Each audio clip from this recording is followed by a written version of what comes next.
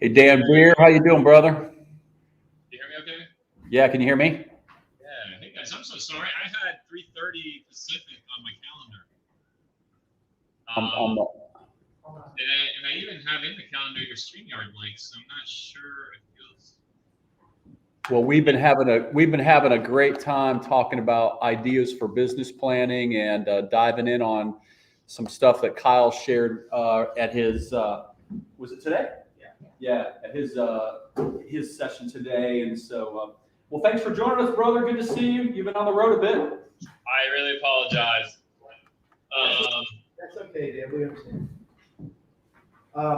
Well, let's get a chance to. I already kind of positioned you in our group.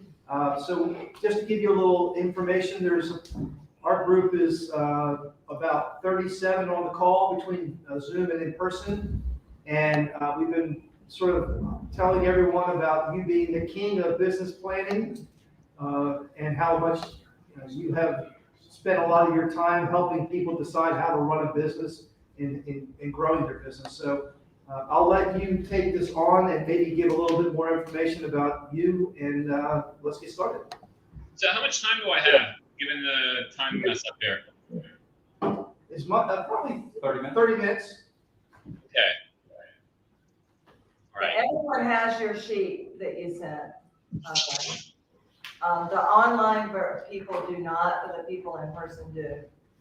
All right. Give me a quick moment because my assistant's not here. She thinks like this. Yeah, don't worry. We talked a bit about core values and core focus, and then we've kind of been talking a little bit about the time horizons associated with planning, and then we actually our conversation branched into Kyle's video that he did today, which talked about a dozen different ideas for what the market shift is going to look like.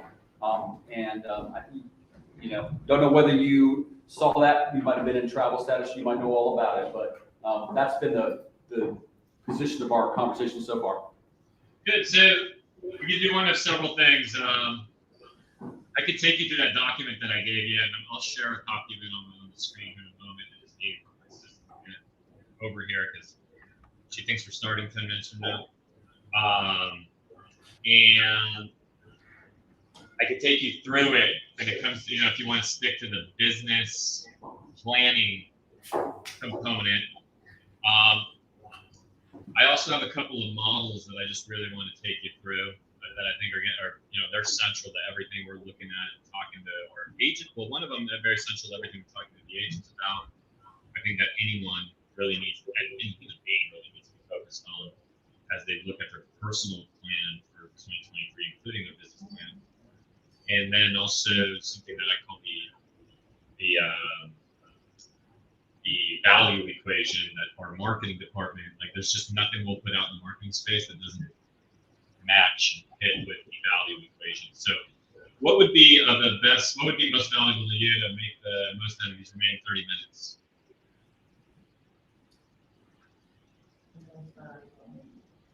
I think. What would all of y'all that are here in person, when you think of business planning, what do you think of one of the most challenging part of planning forecasting your business for the next year? Everything. Everything. I'm a new agent, and I've never done a business plan, so all of this is all new to me and foreign, so I just need all the help I can get. Do you have it? Maybe having Okay. templates, making. Or let's do this. You know what? And some of you are my partners, and know that I'm very, very happy to come back. So it's not like this is the last time. Yeah. And then for those of you that don't know me and so on, I'm committed to the growth of this group here. So if you want me back, I'll come back. Let's go to the business plan, that 2-page business plan that I shared with you. Core values, we're gonna just, it sounds like you're gonna spend some time there. I'm gonna go past that. The way that this is organized is, there's core values, what's your core purpose? Essentially, that's really saying just, are you really clear on what your business purpose is and who your niche is? Are you serving everybody? Are you serving a particular, lot of serve, right? Like doctors, or, you know, people, are you helping people make downsizing, upsizing, etc. But where I want to go is this. It reminds me of I was with some agents here recently, and we were sharing goals. And he said his purpose is to have $1 billion. Okay, which is great. Then he also had all these kind of few more material things that he needed to have. Then he started to get into underneath it all, like the real purpose of, you know, what he wanted his life to feel like, be like, accomplish, what kind of impact he wanted to make. And the conversation I had with him is, listen, because the 10-year target is on the business plan too. I don't want you to get too lost on it. The issue I had with him was his purpose was be a billionaire. Okay, great. But if that's it, but I shared with him, if you start obsessing on how do I make $1 billion, I said, well, what's your net worth today? He said it was, I don't remember exactly. I think he said it was like 10 grand or something. I said, well, it's really good that you know you want to be a billionaire someday. Awesome. Now, if your focus remains there and that's the entire driving force, and you're worth 10 grand, you're not going to be able to take any action, right? So just to translate that, if you're big, you know, hey, I want to sell 300 homes in a year, but right now you're selling 12. That's really wonderful that we know we want to get to 300, but the focus has to come back to, we have to chunk that way down, right? You'll see in the business plan that the 3-year plan, so that the 10-year plan is just that small. I just have some bullet points. That's all I have. The 3-year plan is more detailed. And then the 1-year plan has even more detail. And then we have just as much detail just for the next 90 days. Because, great, you know where you want to be in 10 years. Well, if you want to be there in 10 years, roughly, where are we going to be in 3? So whose voice did I hear? Because I don't see anybody's face but mine. In fact, if you want to just kind of change the way this thing looks, it's helpful to me. It's nice to be able to see you guys. Who has control here over the screen? Yeah, which? The screen layout. Can I see you guys? Because I only see myself. How about that? That's nice. That's great. Oh, that's even better. What kind of microphone are you using? Is it not very good? Here. Give me a quick second. Much better. Yay. Is it already coming through here? Is it better? Yeah. Much better. Yeah. All right, good. All right.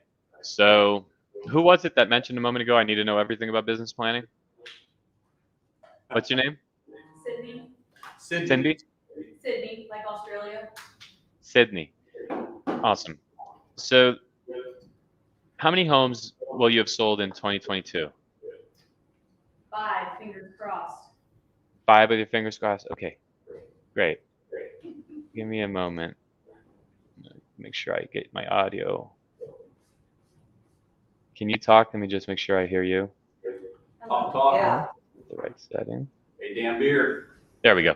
All right, awesome. Now you're in my headset. So if we were to imagine in 10 years how many homes you want to sell, what would you say? I want to sell 50 homes in a year. Okay, so the gap between 5 and 50. Yeah, and here's what's interesting, by the way, just an observation for you. The gap between 5 and 50 can be a very big gap if we want to do it a year from now. The gap between 5 and 50 is like nothing. You're way undershooting if you're talking about 10 years from now. So depending on what you want, you know, if you had said 100, if you had said 200, if you had said 300 or 600, I wouldn't have batted an eye. Now, if you said I want to sell, you know, 10,000, I'd say, well, I'm not sure how to do that. I don't know many people doing it. But just so you know, you could actually, you're really underestimating how much you can get done in a 10-year period, even though we typically will overestimate what we could get done in a 1-year period. And so my advice, and I think guys, the best thing for me to do is I want to share these other 2 models with you because I'm rushing through business planning just way too fast. And the 2 models are related to business planning. But the biggest thing you need to do is great. If I want to sell 50 homes in 10 years, then what will that look like? All I have for mine is, well, that would be, I have 4 bullet points. Mine says 5% market share, which in my market would be like 3,600 homes, by the way, right? If I had 5% market share. I want to give $1 million back to the community every year. I want a 20% net profit. That's my business plan for 10 years from now. So my point being is, don't get lost there. If for that to be true in 10 years, how many do you think we'd have to be selling within 3 years from now to have a chance at selling? I'm going to change your number from 50. I'm going to change it to 200. Okay. So if I'm selling 200 in 10 years, how many do I have to be selling 3 years from now? How many do you think?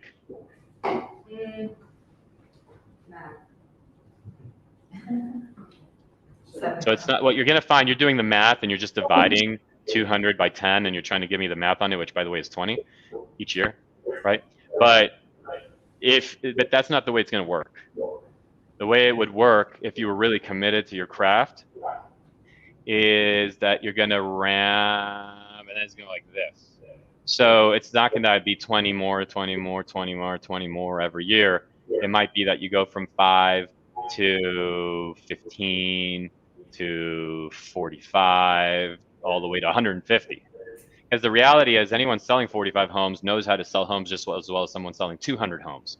The difference being the one out of 200 homes knows how to leverage their time a lot more than someone at 45 homes. So the skill set you start learning is something different. When you unlock those time-driven skills versus listing appointment skills, totally different world. I mean, you will scale faster than you can possibly think, and that's why 50 is just low, 200 is low. If you were, I mean, for a committed, like, here's where I'm going to be 10 years from now, it's low. I'm not saying it's low. I don't know you. It might be perfect for you because you have family obligations and you only want to work X amount of hours. Okay. So I'm just talking in the realm of what is very possible for someone that's like, oh, I'm all in on this thing for 10 years. Scale it to you and don't feel judged.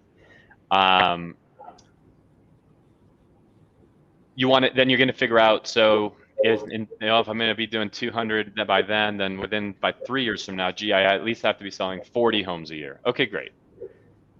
Or let's just use 50.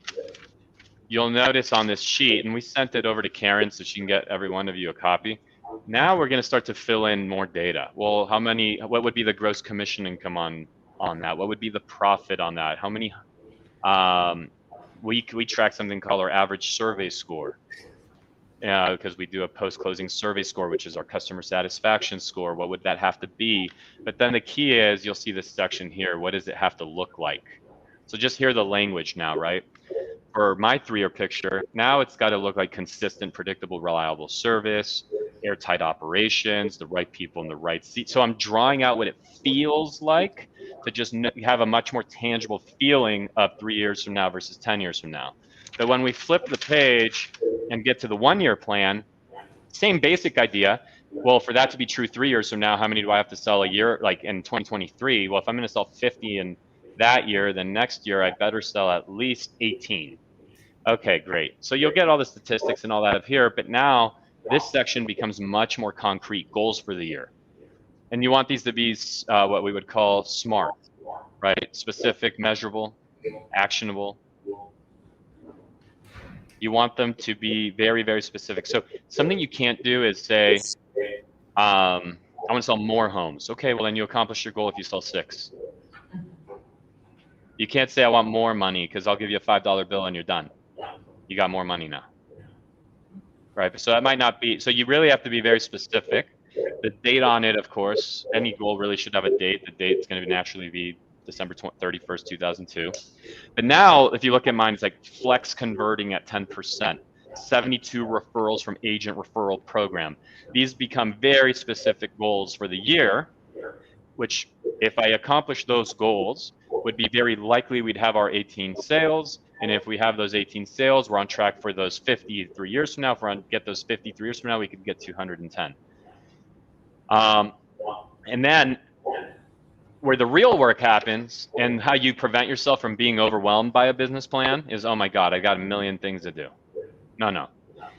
You only have what needs to happen in the next 90 days. And so you have an entire section larger actually than or the same size, excuse me, as the 1 year section. I'm working opposite on my screen. The 1 year section, same size as just what has to happen in the next 90 days. So, well, if for that to be true at the end of the year, how many do we have to sell this quarter in Q1? But then specifically, we're going to start calling these rocks. They're not even goal. It's your rock it's your commitments for the quarter. And these get very granular. FUB, 100% implemented with forms and sales forms, integration complete, all notes from closed lost opportunities brought into follow-up bots. Agent launch program defined and launched by November 1st, includes paperwork and 2-week boot camp and new existing. I mean, you get like very specifically what's going to happen. So that's for my company, and I have a bunch of employees and people. I would say you need to have your, like, before you have your own assistant, that kind of thing, you have your own 1 to 2 rocks max. And those are the things, like those are, here's some examples. I need my seller and buyer intake form. Okay, well, if you actually created that, now that thing lives in your business, you now have a system that you didn't used to have. Now your system, because when you look at my business, you say, geez, like there's literally maybe 1,000 things operating in there. How do you do that? Well, the way you do that is each person, and eventually you have more people, doing 1 to 2 things, accomplishing 1 to 2 small little systems that are layered into the business quarter over quarter over quarter, year over year, ends up being many, hundreds of things, if not, whatever it is now for us. So it's that, one more an example. It's our partners program committee created and standards defined. Try to make that very specific. Okay, so what is the 1 to 2 things that you need to absolutely focus on from above your job description? Not in selling homes. None of these are like sell 5 homes. No, that's already the goal for the quarter. This is, and I really need to establish my CRM with dispositions for each lead, right, or whatever it might be. And that's it. I mean, that's a very, very fast version of it. Kyle and I will be actually doing a 3-hour lesson plan around that here coming up very shortly on next week on the 16th in person. But what I want to leave you with is this. Let me think of how I will draw this for you. I'll just do a blank piece of paper.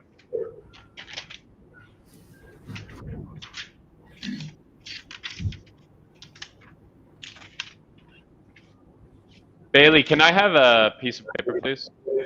Just blank. Oh, never mind. I got one. I need this.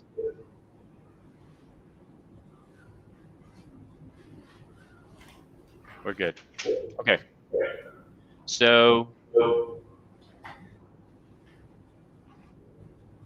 I'm going to take you through 2 models here really quickly. Okay. One is, why don't you all start giving me, okay? What are the things that have held you back? I mean, would you agree that, is there anyone in the room that your potential and results don't exactly match? Your results don't match the potential? Yeah. Yes? Yes. Okay, so why don't you start then? Give us a reason why. It's what are the reasons why? What's that thing you say to yourself on, I'm to this, the economy's to that, my employees are to that, the business is this. What are those belief systems that you have? Each of you give me one. Too distracted. Sorry? Too distracted with life. You're too distracted, okay? Limiting beliefs. Yeah, so that's what we're talking about. These are limiting beliefs, but what are yours? That I'm not good enough because I'm a new agent and Not good enough, too new. yes. I'm too new. Okay, who else? Time management. Time management. Meaning you're poor at it. Not good. Time management. How about you, Karen? Perfecting operations. And go ahead. What, you have to get it perfect? Systems and processes. Yeah. It's Okay, not so systems are lacking. better. Exactly. Systems lacking, or they're not perfect yet. Call me that day, by the way, when they're perfect, and then because I'll fly out and look at them. It'll be the first step that I've ever seen. That'd be awesome. So you get the point. So if you look at all these belief systems you have, and then look at this model that I'll draw up for you. I actually did a video recently online with this, and so it might look familiar to anyone that saw that. But you have your, and I'll show you in a moment. I'm just drawing it out. Your potential. And getting out of your head. That's a big thing. Your head's a scary place. So first, just to show you this, I was just starting to draw out all your belief systems here. So tricky. I have to go opposite of what the camera looks like I have to do. Let me put this behind it just to see if it'll show up a little better. So what this says, and I'll read it to you just in case, but these are your belief systems. I just started to draw them out. And another word for these is BS, right? Belief systems, BS, bullshit, they're all just a lie. This is your bullshit, your BS. What happens is just recognize this so you don't see this arrow here. I just realized I stole this pen from the person I was meeting with earlier. It's really nice too. So your potential, oh my goodness, I'm gonna do this. Your potential, it does not, and your results we've already agreed, they don't always match your potential. Even when we're trying really hard, they don't match our potential. What's missing in between, and it's not missing, you're taking it, is you're taking actions, right? You take the potential doesn't just turn into results, you have to actually take an action. And those actions give you those results. Those results reaffirm or create beliefs, many of which you described up here. The issue is people want to start with their potential, but their potential, see, that's the wrong starting place. If instead of starting here, we realize that we need to start in the belief system, and you really spend, this is business planning, go spend time with your belief system for what you're going to walk into 2023 with, because you're going to walk in with a belief system that's going to tell you that you're too new, that you're not enough, that your systems are lacking, and that's why we can't get it.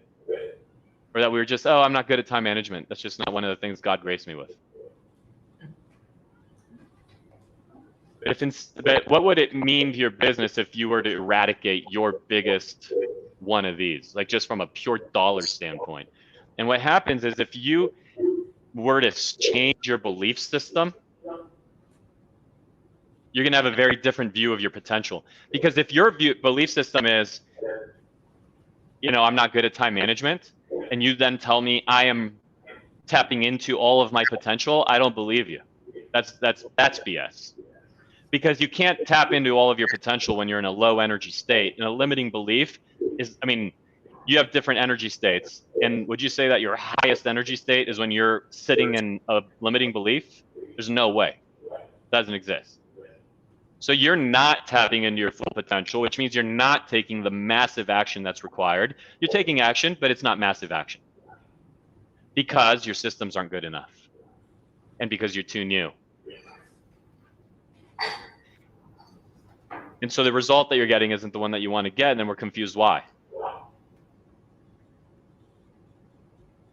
And to just illustrate how important that belief system thing is, and it's kind of a crazy story because it's crazy for several reasons. One, because it's an amazing story, and two, because you've already heard it before and you glossed over it just like I did forever.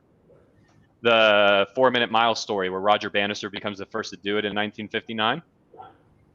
I've heard it before, you've heard it before, we all heard it before. But I never really sat with it to truly understand why that was just such an astonishing. I mean, it's ridiculous if you think about it. Centuries of people trying to do it, no one can do it. This one guy does it in 1959, and now thousands of people do it, including high school kids.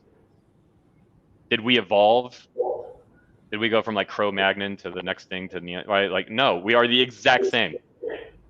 But where people thought they were tapping all of their running potential, it turns out that once someone did it and your belief system changes, and that's also one of the reasons, frankly, that Prosperity Builders is what it is, and is why it's so positive. It's a reason that I'm like, my entire world is about how am I going to surround myself around people that can alter my belief system by showing me that what I want to do, I've done that for you today. Now, I'm not making myself some kind of hero, Sydney, right? Like it was a very simple thing just to let you know, 10 years from now, 50, my God, you can triple, quadruple, you could do 500, by the way. I actually did you a disservice. That simple change in belief system, and then you actually go and chunk it down to that 3-year plan, that 1-year plan, then the next 90 days, you think your entire plan might have just changed. It's an entirely different plan. So if you really sit with how wild it is, that no one can do it for centuries, and then one guy does, and then not everyone can do it, but then thousands do it. Nothing changed except for that belief system shifted. So we said, oh shoot, there was more potential there than I ever thought there was. I thought I was tapping into my potential. It turns out there was some hidden potential down below that I just needed extra borrowed belief, which is what I love about what you guys are doing together and what we're doing together. I needed borrowed belief that actually now made my actions that much bigger, and I get the result. So that model is, it can't be overstated how important it is, because your entire life is just actually your belief systems played out. And that is really important too, because especially right now with the shifting market, that belief that we can do it throughout the shifting market. What's a good way to keep making yourself believe you can do it? Well, the best way for me has always been, Karen, it's always been to see proof of it. I mean, it's, if we go, let's go to the beginning of my career, and it wasn't the beginning, it was several years into me selling 5, 6, 7 homes a year, by the way, Sydney, and year after year after year. And then I go to this little conference, which was the first kind of big learning thing that I went to. It was in Coronado in San Diego. And this kind of older gentleman who was a legend in the real estate space, he's a legend. His name is Greg Newman. He still kills it today, owns the downtown market. And anyway, he's not shy about just, like, he talks different than everyone else. Everyone else was really nice and polite. And we go to this breakout session, and he says, my God, if you're not selling 2 homes, so maybe let's rethink next year, Cindy, because he says, well, geez, if who's selling at least 24 homes a year, and not that many raise their hand. And he looks around, he says, my God, what are you guys doing? I mean, 24 homes a year, that's 2 homes a month.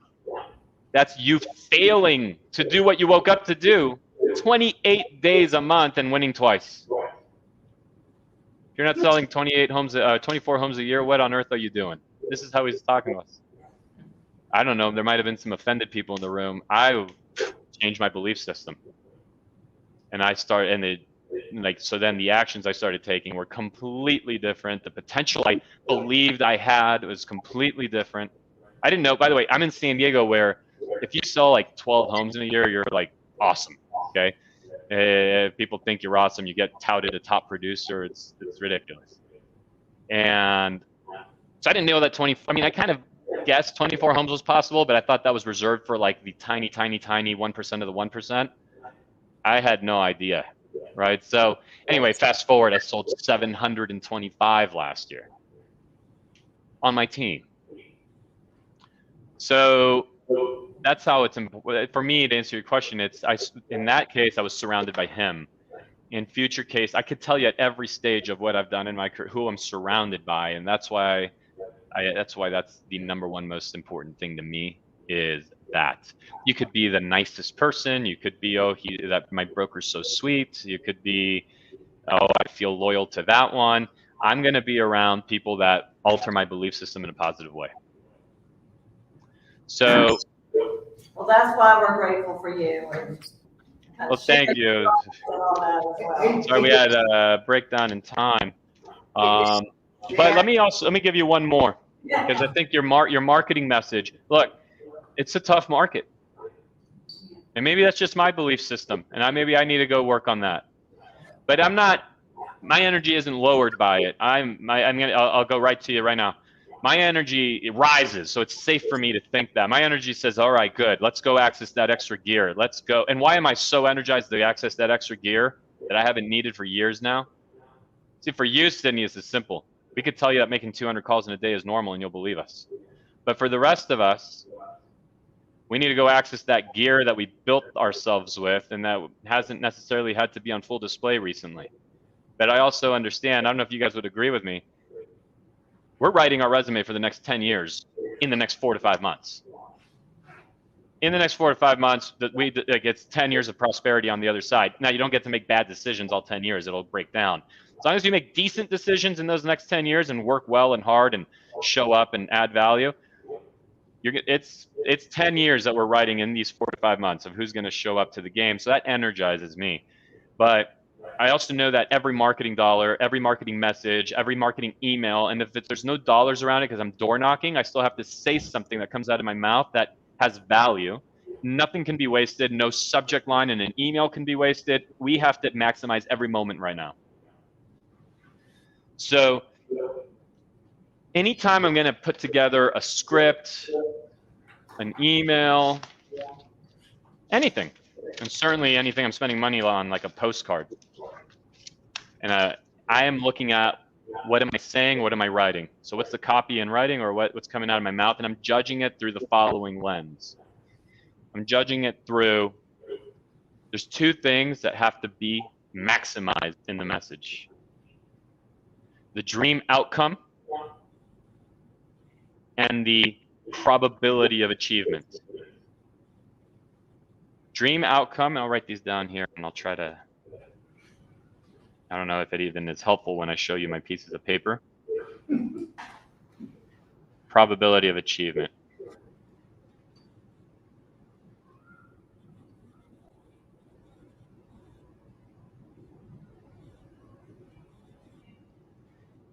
And there's 2 things that have to be minimized, brought down to as close to 0, if not 0, as possible.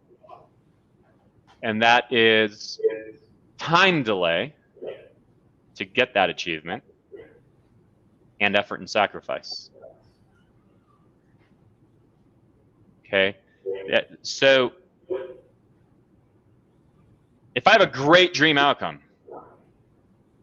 with very little probability of achievement, even if it takes not a lot of effort and it takes not a lot of time delay to get probably the result you're not going to get, that's not valuable. If I have a great dream outcome with a high probability of achievement, no time delay, you can have it now, but a huge level of effort and sacrifice. You have to cut off a leg. It's not a great offer. If there's really great dream outcome, great, very high probability of achievement, which we show through proof, just like the Johnsons did over here, just like this person did, just like our recent seller did. It's the reason why this is okay. And if there's a great dream outcome, a super high probability of achievement, really very little effort and sacrifice, but you have to wait 6 years to get the reward, it's not the best offer. By the way, it could be a decent offer depending on how big that dream outcome is. Some things are worth waiting 6 years for, but there's better offers in marketing. Okay, so you're raising dream outcome, probability of achievement. You're dropping effort and sacrifice, which I'll finish writing. Just write effort, and I'll write time delay. Dropping that. Okay, so that's what it looks like. And I'll put my arrows here. So we want more of that, we want more of that, less of that, and less of that. Okay, you see this? Yeah. So let's say that you're putting a postcard out to the marketplace, or let's just say you're in dialogue, right? What's the big offer we can make right now? Well, what's the market environment right now? What is your market like? Tell me about it. Well, the prices have come down. They're still high. They've come down about 30,000. It's still about 16% higher than what it was last year. Our average is around 317. Okay, and for buyers, are they worried about interest rates? Buyers are worried about interest rates. Okay, so check this out. Renters are still worried about where they're gonna go. Dream outcome. Get the home you want. Get the home you want at an interest rate 2% lower than the market.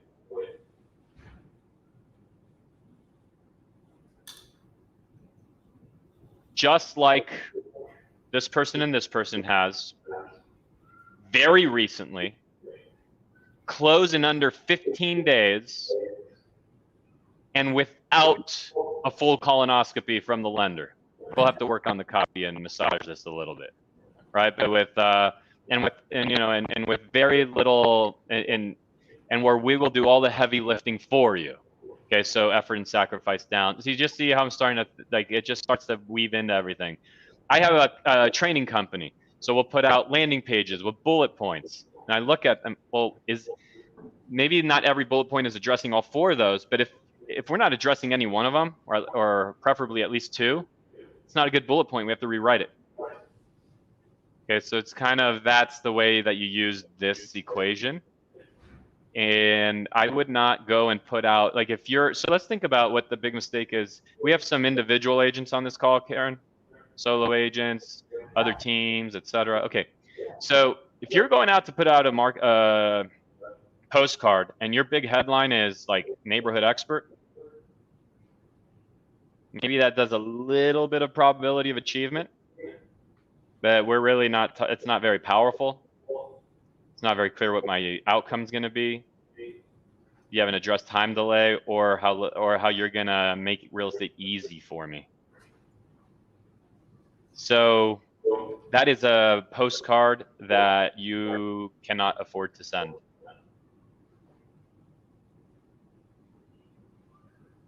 The message, remember this, the message that's so bland that it doesn't cause you any nerves is a message that the marketplace doesn't see.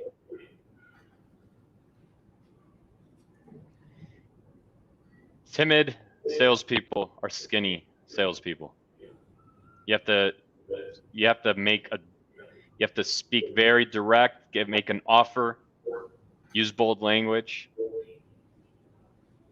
and address their dream outcome. Prove to them there's a high probability of success and how they're going to be able to do it without time delay and very little effort or sacrifice on their end. People pay for that person. Hey, like, you should hire me. I've got integrity. Well, you should have had it. Like, having integrity is like baseline. That doesn't mean, like, that's not a great reason to hire you. That is a message that makes you feel safe and that they don't see. They don't see it. You know, the message they see is the one where you're about to stick it in the mailbox and you go, oh my God, am I really putting this one out? Okay, even go back a moment ago. How you're gonna, you're gonna buy it and you're gonna have a 2% lower than market rate interest rate. Well, there's something called a 2-1 rate buy down. Right. Now, does it mean that, Dan, how do I know they're going to use it? I don't know if they're going to use it, but they can if they want. So these are rules and belief systems you self-impose. I play by all rules that exist. I just don't play by any that don't.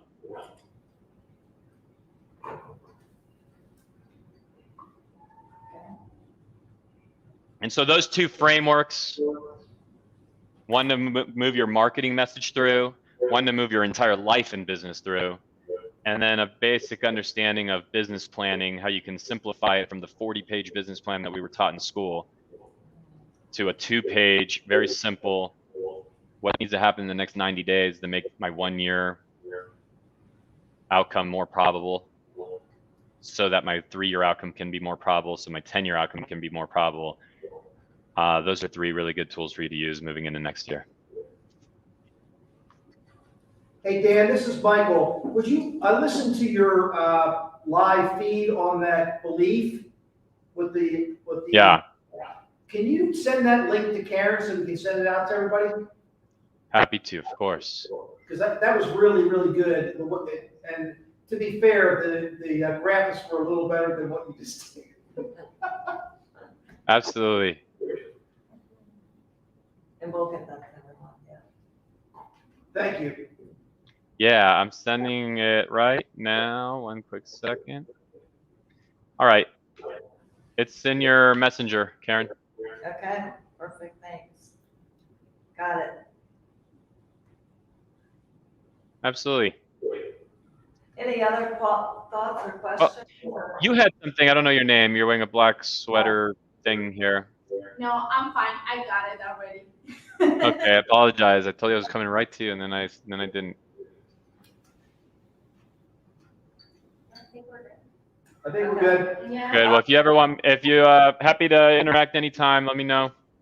Thank you. Look forward to seeing you guys again. Bye. Take care. Bye.